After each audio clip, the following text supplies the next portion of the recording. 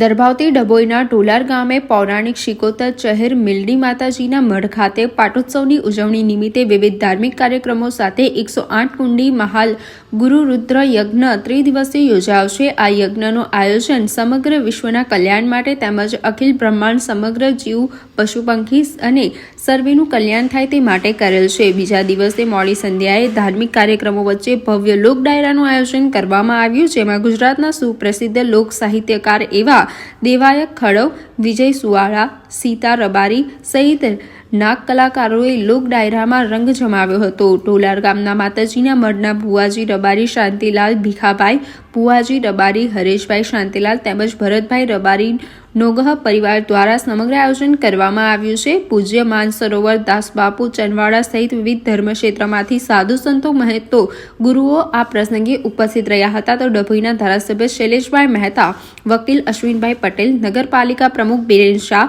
નગર પ્રમુખ ક્ષિતિજભાઈ દવે સહિત રાજકીય આગેવાનો પણ લોક ડાયરામાં ઉપસ્થિત રહ્યા હતા।